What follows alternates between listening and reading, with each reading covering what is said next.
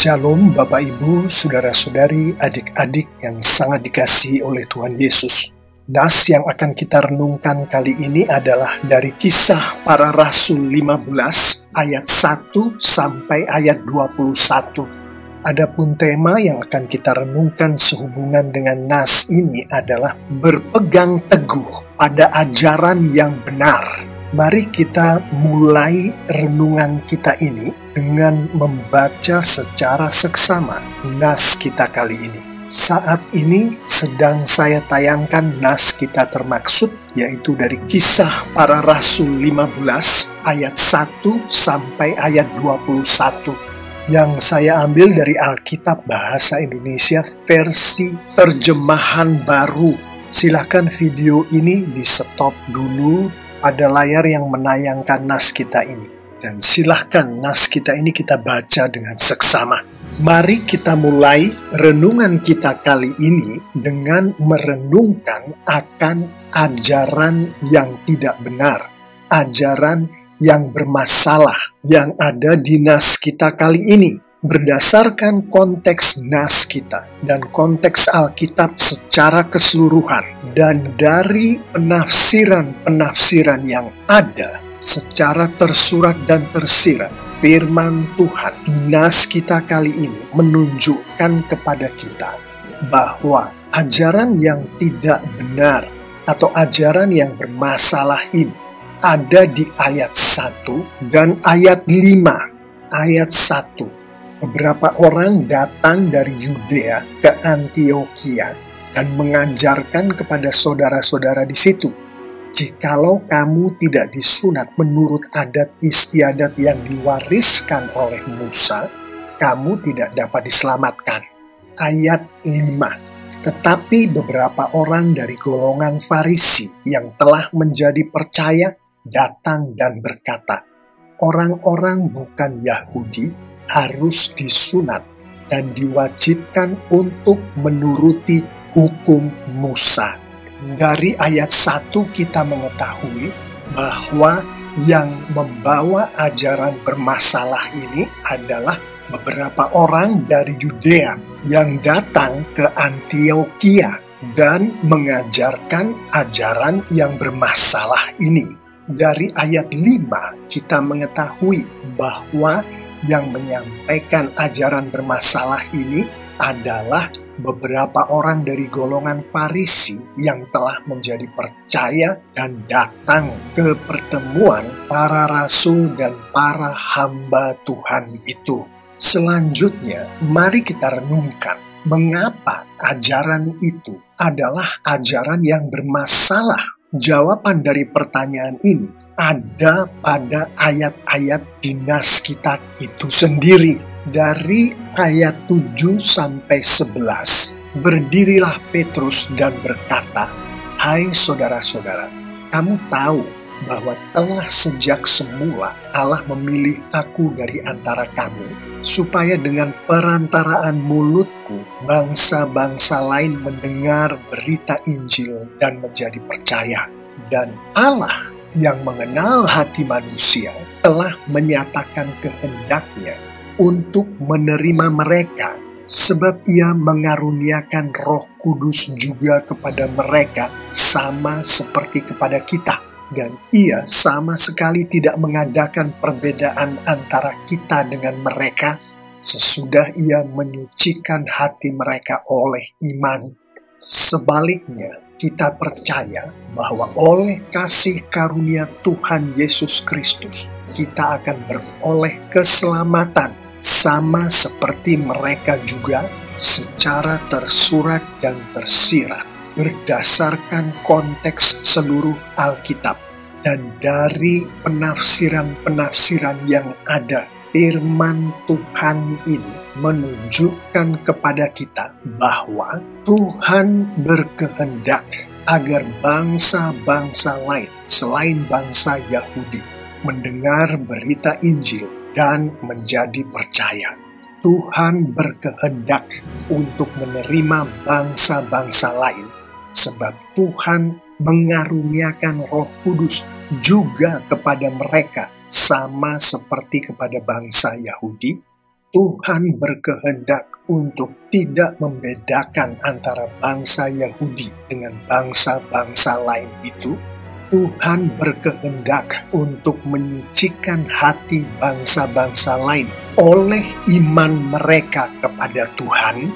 Tuhan berkehendak untuk memberkatkan keselamatan kepada bangsa-bangsa lain oleh kasih karunia Tuhan Yesus Kristus.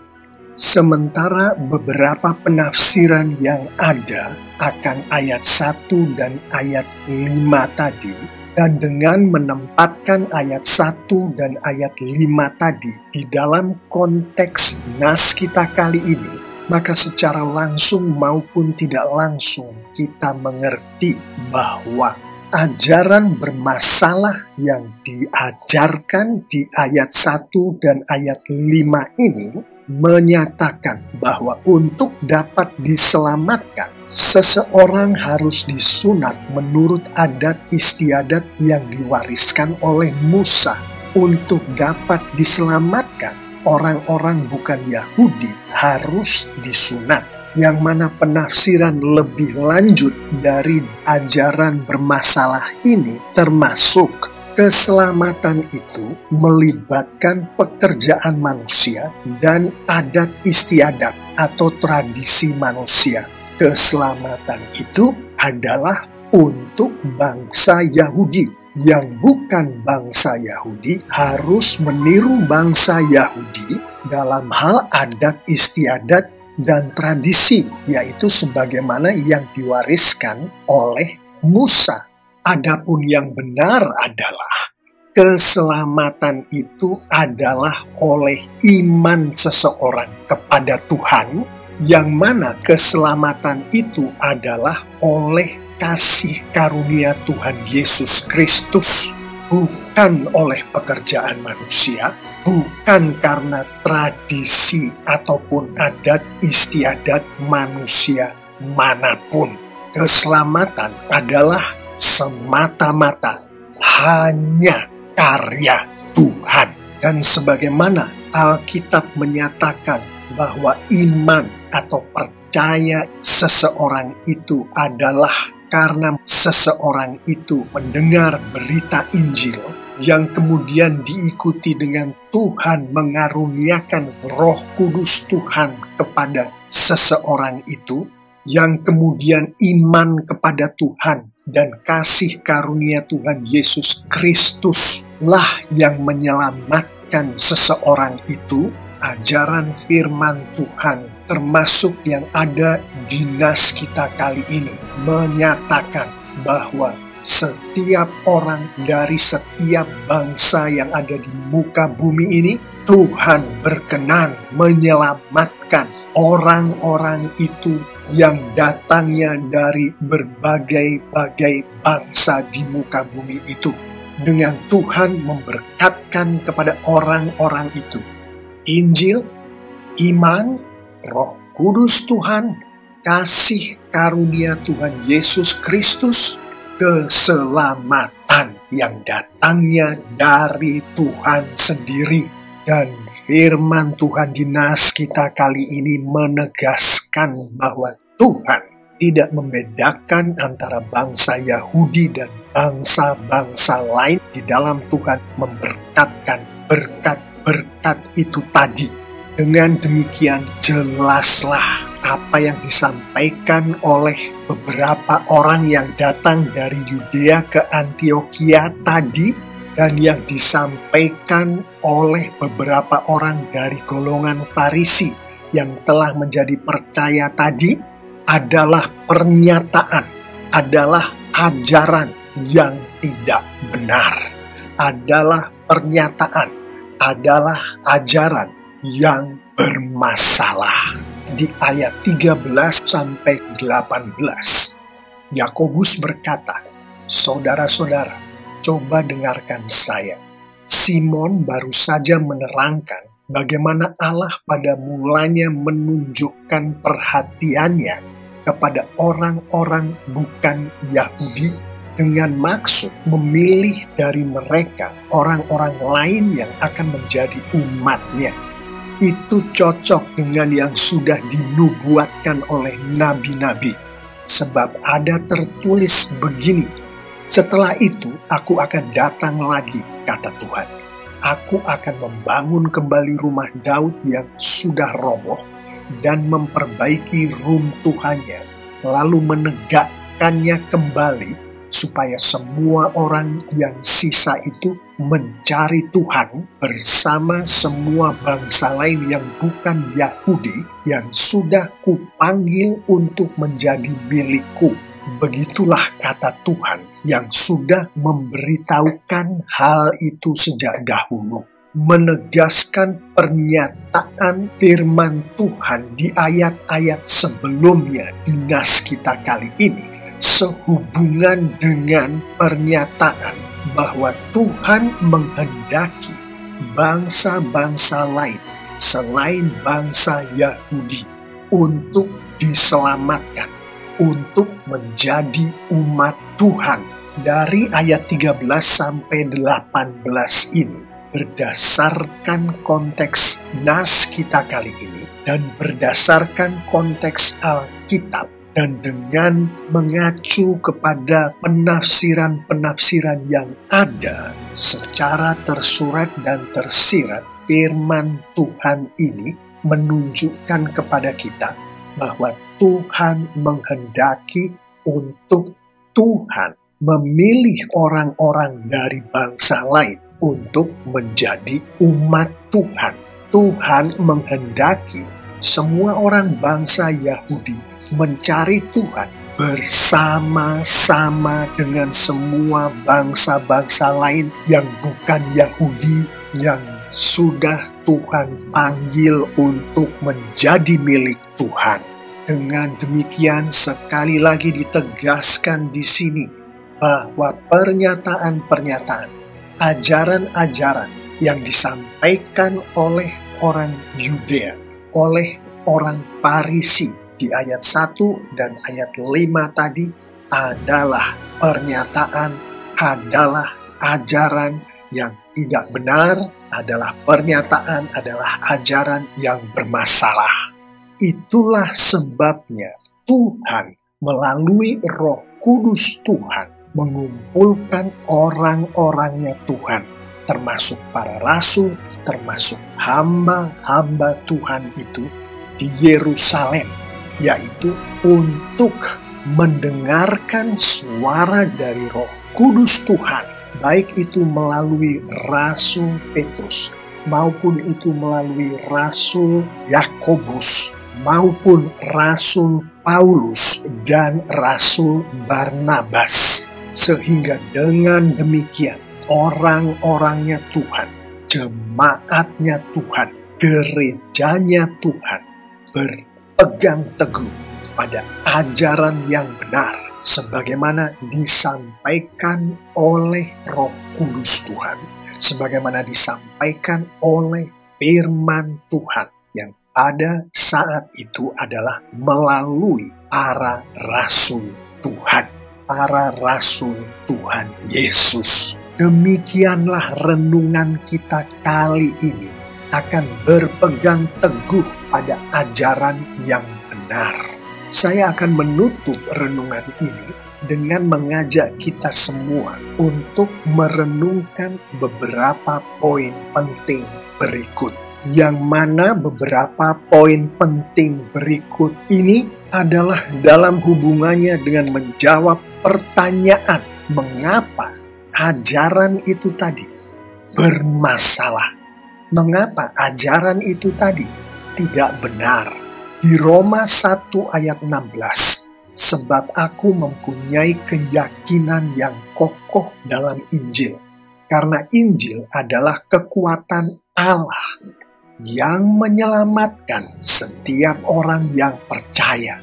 Pertama-tama orang Yahudi, tetapi juga orang Yunani, secara tersurat dan tersirat, berdasarkan konteks Alkitab secara keseluruhan. Beberapa penafsiran yang ada akan ayat ini menunjukkan kepada kita bahwa hanya Injil yang dipakai oleh Tuhan untuk menyelamatkan, yaitu pada saat Tuhan berkenan menyampaikan berita keselamatan akan putranya yang tunggal, akan Yesus Kristus kepada manusia.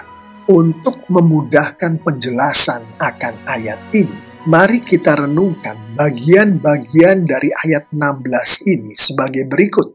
Untuk mudahnya, mari kita mengerti bahwa Injil di sini adalah firman Tuhan. Artinya, hanya firman Tuhanlah yang dapat menyelamatkan, yaitu pada saat Tuhan berkenan menyampaikan kabar baik keselamatan dari Tuhan Yesus. Injil atau firman Tuhan yang sudah ditambahi seperti yang dilakukan oleh orang Yudea maupun orang Farisi di ayat 1 dan ayat 5 tadi, ataupun Injil atau firman Tuhan yang sudah dikurangi, sebenarnya lah adalah bukan Injil, bukan firman Tuhan.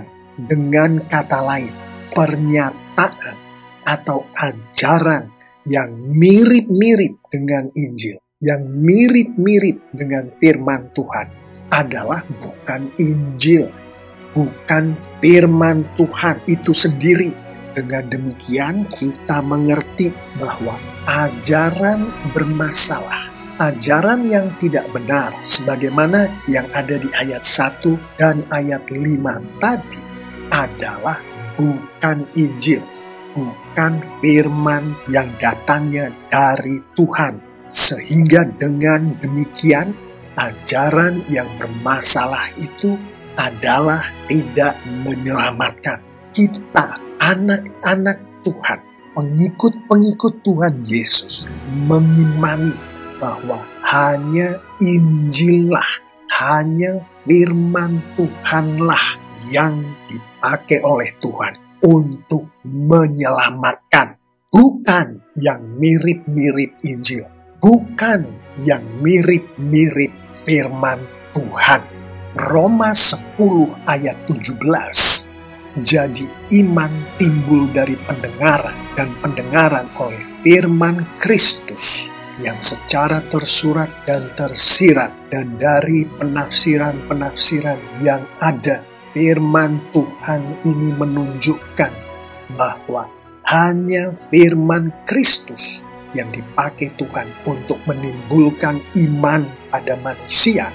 Memperjelas Roma 1 ayat 16 tadi, karena hanya Injillah, karena hanya firman Kristuslah, karena hanya firman Tuhanlah yang dapat menimbulkan iman, yang dipakai oleh Tuhan untuk menimbulkan iman terhadap manusia, terhadap seseorang.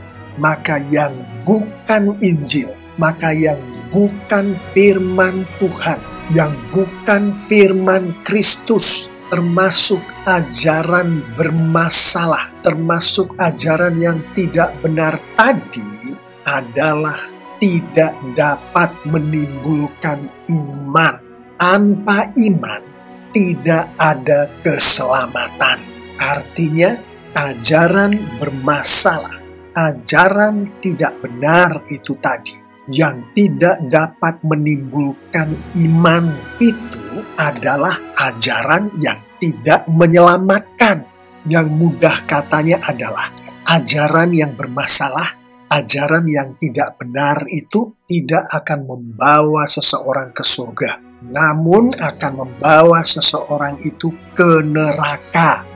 Poin penting terakhir untuk kita renungkan di bagian penutup di renungan kita kali ini adalah sehubungan dengan Yohanes 4 ayat 23. Tetapi saatnya akan datang dan sudah tiba sekarang bahwa penyembah-penyembah benar akan menyembah Bapa dalam roh dan kebenaran, sebab Bapa menghendaki penyembah-penyembah demikian secara tersurat dan tersirat, berdasarkan Alkitab secara keseluruhan, dan juga dari penafsiran-penafsiran yang ada. Firman Tuhan ini menunjukkan kepada kita bahwa hanya kebenaran firman Tuhan yang dipakai oleh Tuhan untuk menyembah Tuhan, untuk memuliakan Tuhan. Menyatakannya dalam konteks bahasa renungan kita kali ini, hanya Injilah yang adalah kebenaran firman Tuhan yang dapat dipakai oleh Tuhan untuk Tuhan menyembah, untuk Tuhan memuliakan diri Tuhan.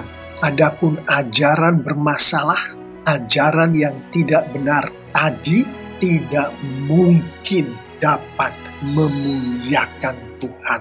Dan Alkitab menunjukkan secara tersurat dan tersirat dengan jelas bahwa hanya orang-orang yang dipakai oleh Tuhan untuk memuliakan diri Tuhanlah yang akan diselamatkan oleh Tuhan. Dan Alkitab menunjukkan Tuhan memakai orang-orangnya Tuhan dengan cara Tuhan mempergunakan kebenaran firman Tuhan. Dengan cara Tuhan mempergunakan Injil Tuhan. Dengan kata lain, mengapa ajaran itu tadi bermasalah? Karena ajaran itu tidak memuliakan Tuhan. Ajaran itu tidak dipakai oleh Tuhan untuk Tuhan memuliakan dirinya. Sehingga ajaran itu tidak menyelamatkan. Tuhan tidak memakai ajaran bermasalah itu. Tuhan tidak memakai ajaran yang tidak benar itu untuk menyelamatkan. Beberapa pokok penting yang kita renungkan tadi menjawab pertanyaan penting berikut, yaitu sehubungan dengan tema kita kali ini. Mengapa gereja Tuhan, mengapa jemaat Tuhan harus berpegang teguh pada ajaran yang benar? Sebab hanya ajaran firman Tuhan yang benarlah yang menyelamatkan. Sebab hanya ajaran firman Tuhan yang benarlah yang memuliakan Tuhan. Bapak, Ibu, saudara-saudari, adik-adik yang sangat dikasihi oleh Tuhan Yesus, mengetahui dengan jelas apa yang baru saja kita renungkan bersama tadi, mari kita akhiri renungan kita kali ini dengan kita merenungkan beberapa penerapan berikut. Mengetahui dengan jelas bahwa hanya ajaran firman Tuhan yang benar yang menyelamatkan, bahwa hanya ajaran firman Tuhan yang benar yang memuliakan Tuhan, maka kita semua sebagai umat Tuhan, sebagai pengikut-pengikut Kristus yang sungguh-sungguh, berdoalah setiap hari dengan khusyuk, memohon kepada Tuhan agar Roh Kudus Tuhan memampukan dan membuat kita untuk menggumuli firman Tuhan setiap hari dalam kehidupan kita sebagai pengikut-pengikut Kristus yang sejati. Perwujudan dari penerapan ini termasuk kita semua atas urapan dari Roh Kudus membaca firman Tuhan setiap hari, dan di dalam membaca firman Tuhan setiap hari itu kita mengerti firman itu dengan sebaik-baiknya. Perwujudan selanjutnya dari penerapan ini termasuk kita semua atas urapan dari Roh Kudus menghidupi, melakukan firman Tuhan yang kita baca dan kita mengerti tadi setiap hari dengan konsisten. Salah satu dari firman Tuhan itu adalah amanat agung Tuhan Yesus, sebagaimana di Matius 28 ayat 19 sampai 20. Karena itu pergilah, jadikanlah semua bangsa muridku, dan baptislah mereka dalam nama Bapa dan Anak dan Roh Kudus, dan ajarlah mereka melakukan segala sesuatu yang telah kuperintahkan kepadamu, secara tersurat dan tersirat. Dan dari beberapa penafsiran yang ada, firman Tuhan ini menunjukkan kepada kita semua bahwa Tuhan kita menghendaki setiap kita untuk melakukan penjangkauan, penginjilan, pengajaran, pemuritan, pelayanan. Sehingga dengan demikian, mengetahui akan amanat agung Tuhan Yesus ini, kita sebagai pengikut-pengikut sejati dari Kristus, berdoalah setiap hari dengan khusyuk, memohon kepada Tuhan agar Roh Kudus Tuhan memampukan dan membuat kita untuk menggumuli firman Tuhan, termasuk amanat agung Tuhan Yesus setiap hari dalam kehidupan kita sebagai pengikut-pengikut Kristus sejati. Perwujudan dari penerapan ini termasuk kita semua, pengikut-pengikut Kristus, atas bantuan dari Roh Kudus Tuhan, melakukan penjangkauan, penginjilan, pengajaran, pemuritan, dan pelayanan setiap hari dengan konsisten.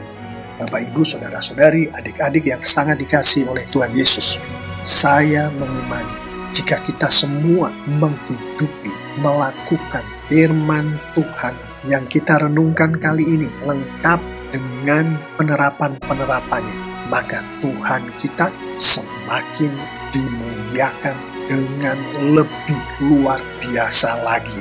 Amin.